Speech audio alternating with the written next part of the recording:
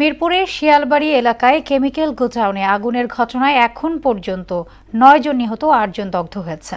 দুপুর 12:15টার দিকে আগুনের সূত্রপাত হয় বলে জানান ফায়ার সার্ভিস ও সিভিল ডিফেন্স অধিদপ্তরের পরিচালক লেফটেন্যান্ট কর্নেল মোহাম্মদ তাজুল ইসলাম চৌধুরী।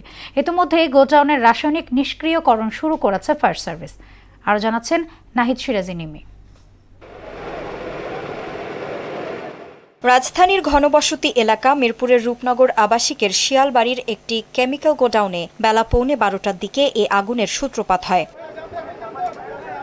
প্রত্যক্ষদর্শীরা জানান, প্রথমে সিলিন্ডার বিস্ফোরণের মতো শব্দ শোনেন তারা। এরপর মুহূর্তেই তা থেকে আগুনের শিখা ছড়িয়ে পড়ে আশেপাশে, পুড়ে যায় রাস্তায় রাখা গাড়িও। এটাতে হচ্ছে কেমিক্যাল জাতীয় কিছু ছিল মেবি, তো ওইটা ব্লাস্ট হচ্ছিল আর ওইটার আগুন শিখা হচ্ছে এই আশেপাশে পরে ছড়াই গেছে। ব্লাস্ট আমাদের সামনে হয়েছে, তো 4-5টা গাড়ি ছিল, ওগুলো আপনার পুড়ে গেছে।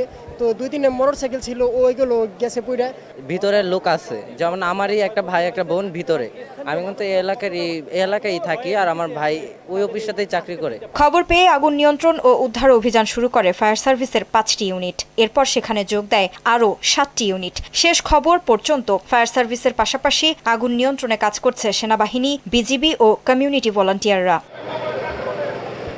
ফায়ার সার্ভিসের operations director lieutenant colonel Tajul Islam Chowdhury বলেন, গোডাউনে 7 থেকে 8 ধরনের দাহ্য কেমিক্যাল থাকায় এখন তা নিষ্ক্রিয়করণ চলছে।